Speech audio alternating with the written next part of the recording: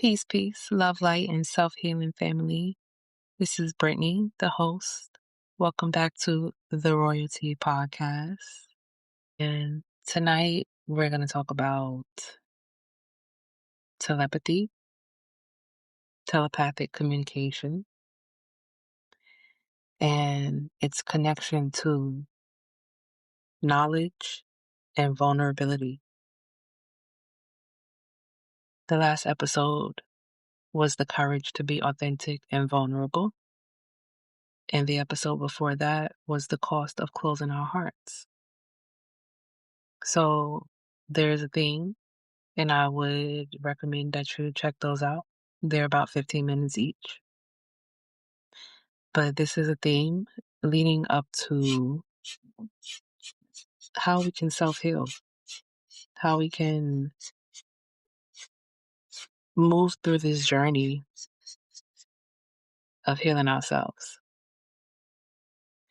And telepathy comes into play along this journey where we meet individuals who aren't necessarily capable of expressing themselves authentically, clearly, fully. And that can sometimes leave us feeling left out or feeling unheard or feeling unseen, especially when we're more equipped in these areas to express ourselves. So tonight's episode, we're going to get into that because I've been encountering a lot of this imbalance along my journey. And it wasn't until I realized that I am capable enough to read and know what others are thinking, even when they're not capable to tell me.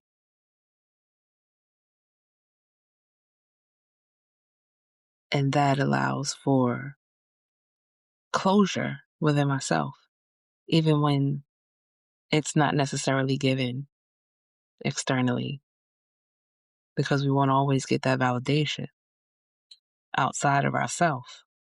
But we can always get that validation within ourselves. And telepathy can help you do that. So as you know, Royalty is a self-healing herbal brand. We began with herbal tea and we're branching out into more herbal products. And tonight we're going to highlight the Nervine collection as we've been highlighting it throughout this season, because along this journey of healing yourself, yeah, you're going to need to do detoxes. Yeah, you're going to Yeah, you're going to need to meditate. Yeah, you're going to end up doing yoga and moving your body in different ways and finding which movements work for you. All of the things. But what you're really going to want to tap into and balance and assess and maintain is your nervous system. Your nervous system runs everything. It's like the air we breathe. We don't always give air its credit, but air runs everything. Without air, you would not be here. And without your nervous system, you would not be able to conduct yourself at all. So knowledge, vulnerability, and the language beyond words, that is telepathy. How we send, receive, and distort telepathic communications. To explore how telepathic communication, the subtle exchange of emotional, mental, and energetic information, is shaped by the balance between knowledge and vulnerability. In this episode, we'll ground telepathy in emotional intelligence, nervous system regulation, and embodied awareness. This episode started with a download, and the exact download was knowledge without vulnerability just leads to a know-it-all. It just leads to arrogance. It leads to ego. It leads to pride. And vulnerability without knowledge leads to like self-pity, like victim mentality. Imagine being so vulnerable that, you don't think you can help yourself. And that's the knowledge that you can help yourself, the knowledge of self-healing, working hand in hand with you being able to be vulnerable with yourself and know what needs to heal, know what needs your attention inside and outside of you.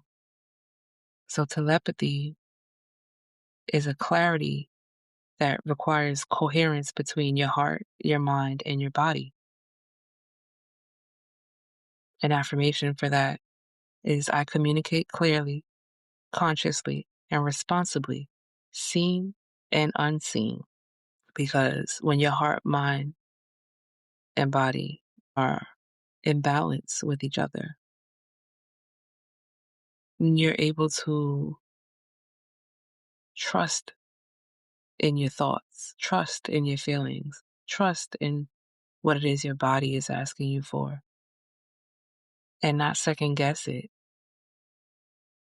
Because really what I've been realizing lately is me second guessing these downloads that I get after I know I've done the work, although I still know work is never all done. It doesn't mean that I'm not in a place where I've been able to discern what's for me and what's not.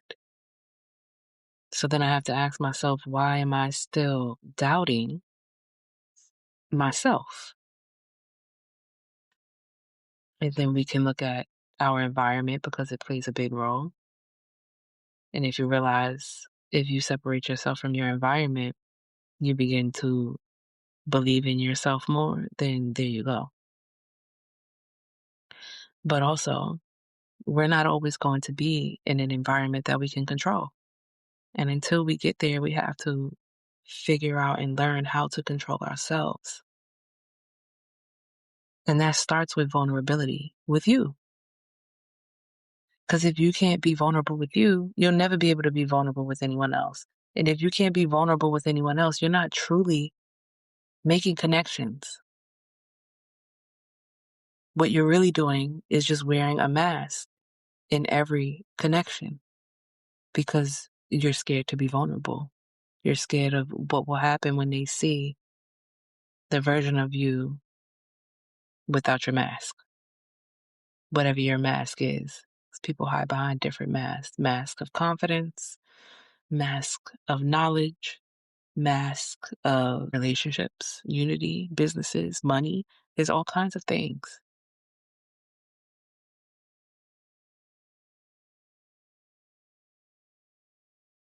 So what is telepathy really? It's not a fantasy. It's not magic. It's definitely not impossible. I communicate telepathically every single day. Do I always get a response? No.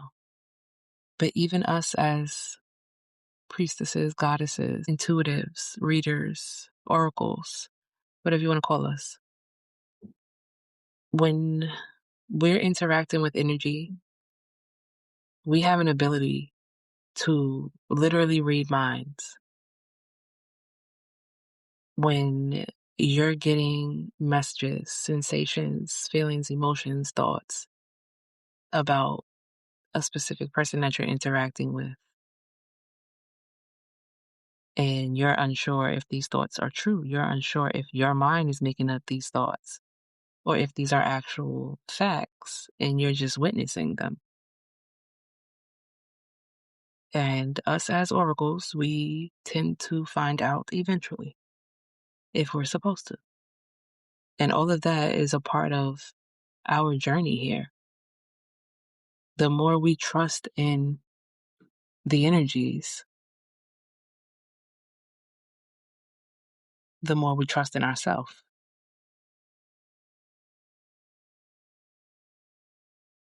And that could look reckless to a lot of people, from the outside looking in, but that's where you have to know you.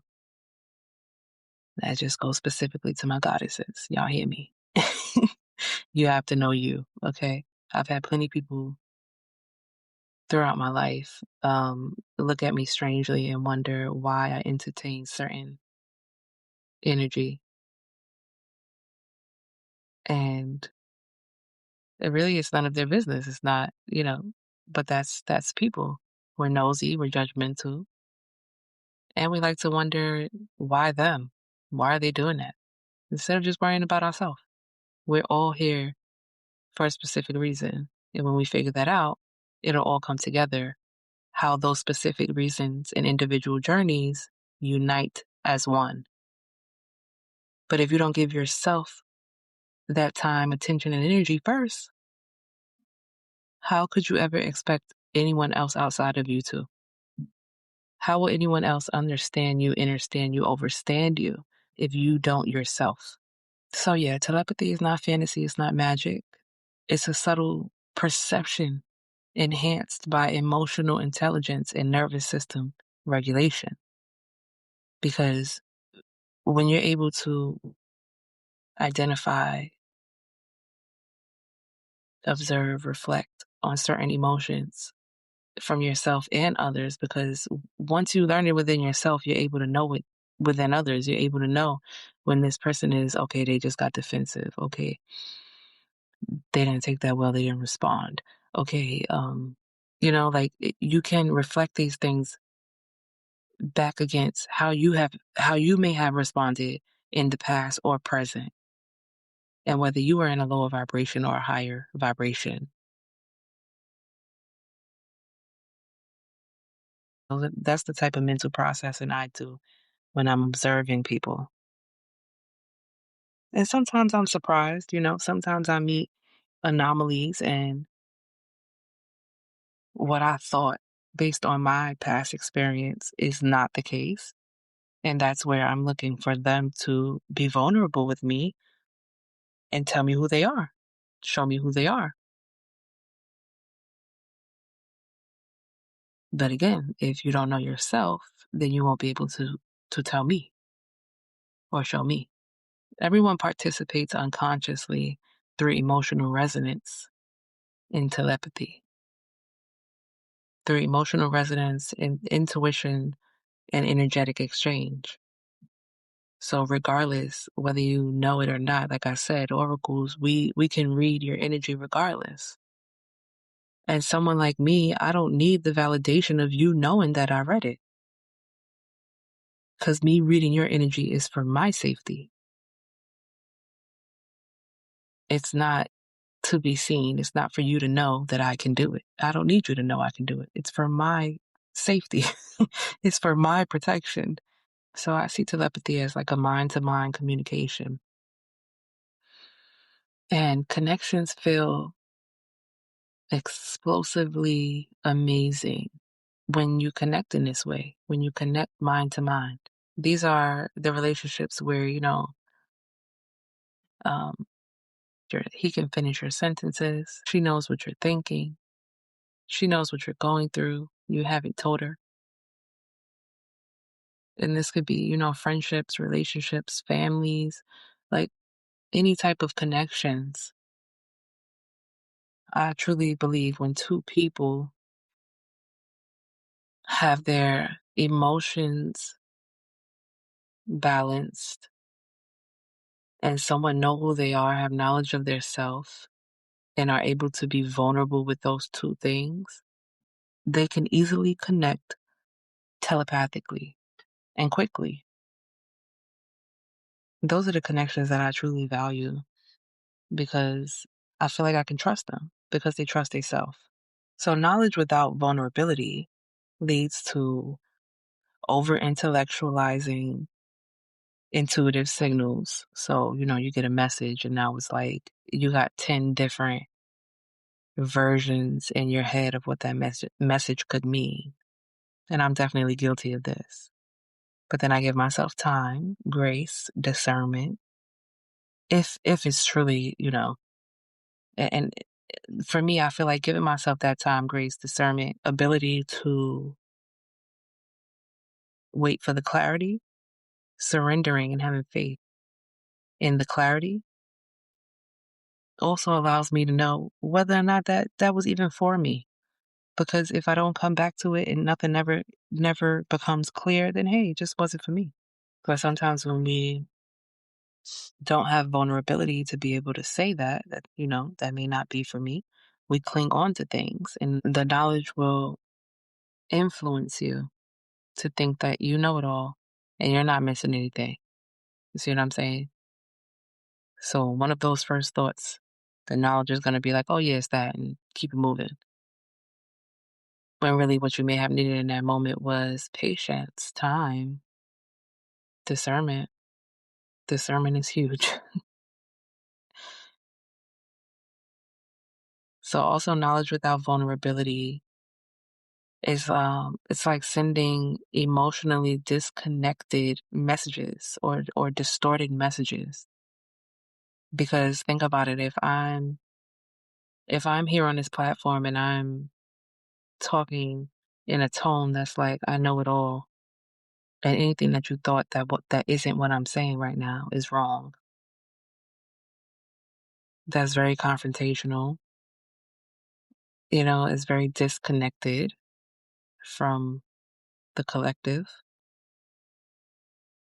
It's definitely distorted because I'm one perspective. How could I think I know it all? How could I think what I said is the know all be all when we're still living every day, all of us? So when it comes to knowledge, I'm definitely one of those who's like, I don't know anything. I don't know anything. I'm continuously learning. The only thing I know indefinitely is that I love me and I will heal me, and that's it. Everything else is bound to change, is subject to change. Even me loving me and healing me is subject to change when I need to rest. Everything is balance. Knowledge without vulnerability protects, but it cannot fully receive. So it gives me a lot of masculine energy. Knowledge without vulnerability, it gives me the masculine. And vulnerability without knowledge gives me the feminine. Because the feminine is there to receive, right? So they are vulnerable, they are open. And knowledge without the vulnerability, it just gives me this image of our men, our masculine, especially the ones that are doing the work and not balancing their feminine along the way. So their logic is going and going, and I give it to them, I respect them. But that's where, as they're doing the work, they will be aligned with their feminine counterpart so that they then can both come together in divine balance. So let's talk a little bit about vulnerability without knowledge. So the more feminine, in my opinion. Over receiving emotional or energetic information. Right. Because us as feminine energy, sometimes we can have a thought or an emotion and run with it. And it'll take a minute before our logic and our knowledge kicks in to say, hey, that really wasn't that serious. Just relax. You're overthinking. You're stressing yourself out. Like, it will be what it will be. A lack of discernment and energetic boundaries because you're just open and vulnerable without knowing what's not going to be good for you, without knowing what's going to lead to something not being good for you. That makes me think about naivety, um, and purity because, the feminine can definitely be subjected to harm when we don't invest in our knowledge and our discernment and our boundaries. We can fall into the naive category where we're allowing all these things and never reflecting to realize, wait, I need to put a boundary up. Wait, I saw those red flags and I continued that, you know? That's where the knowledge balances out the vulnerability.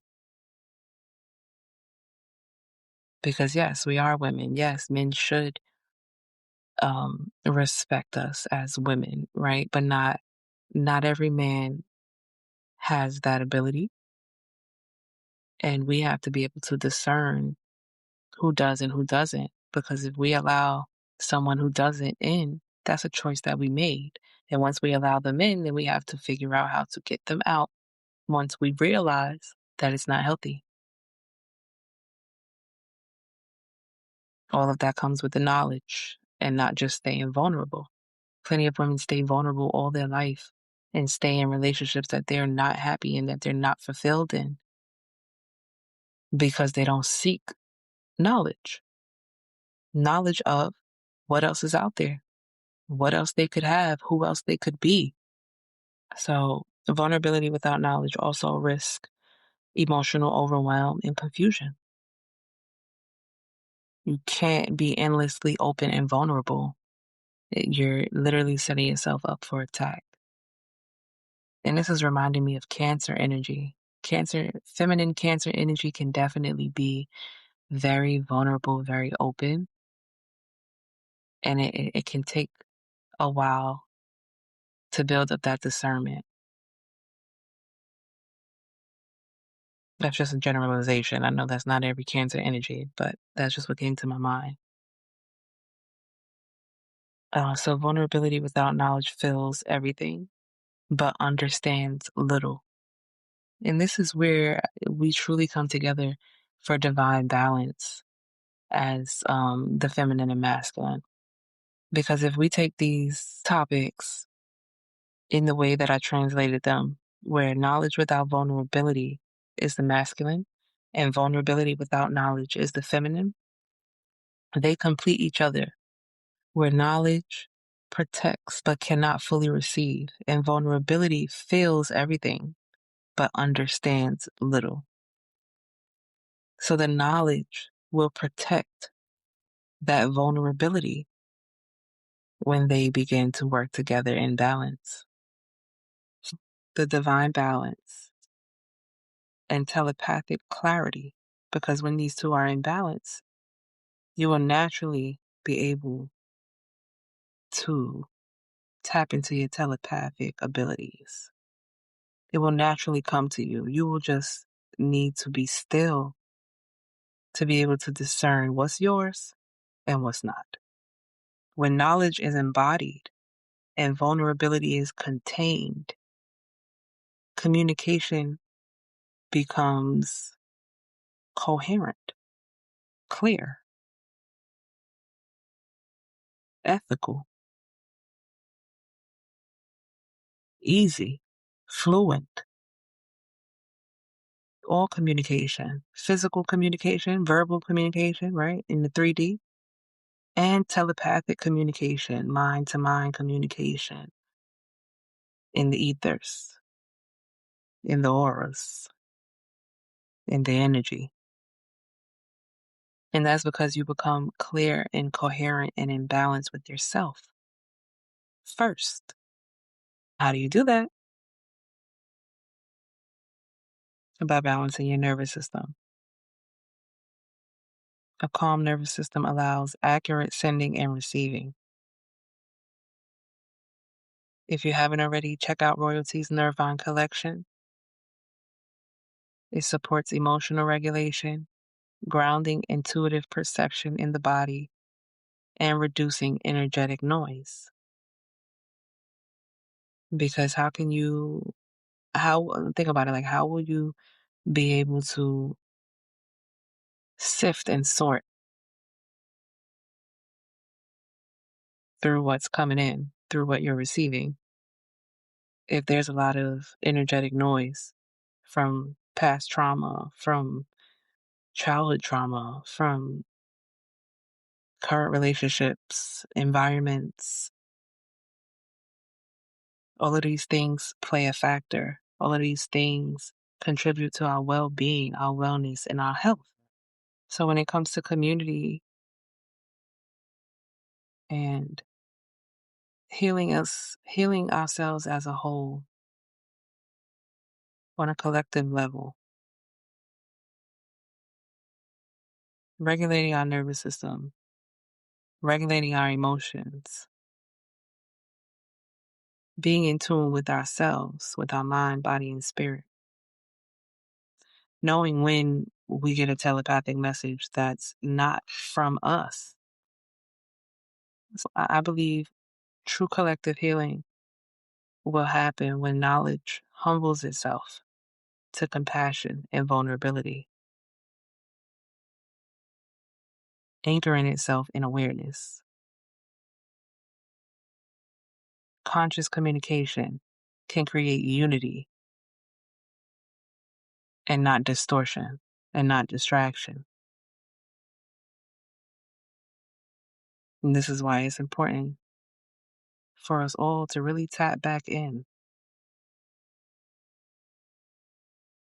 I'm beyond tired of just seeing all the distractions. I'm really a person that's willing, ready, and able to work with the community, to work with the collective, to build something together. But the number one thing we all need is trust. Trust within ourselves first. So let's close this episode out with an affirmation. I am a clear channel, grounded, sovereign, and safe within myself. I'm going to repeat that. I am a clear channel, grounded, sovereign, and safe within myself.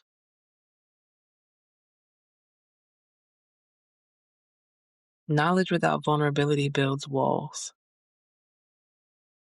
Vulnerability without knowledge leaks energy. But together, they create clarity, coherence, and collective healing. So let's all enhance our telepathic abilities, okay, y'all? Let's really get to the self-healing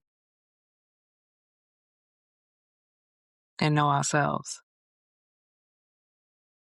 So some quick ways that you can enhance your telepathic abilities is meditation, stillness,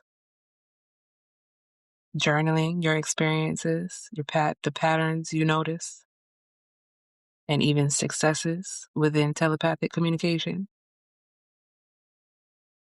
And also you could play a little game, a little sending and receiving game with your friend or with your partner, where one person is set to send a message telepathically and the other person is set to receive it. And that's also a good way to practice being open to receive and sending. So peace, love, light, and self-healing to you all, family. And I'll see you next time on the next episode of The Royalty.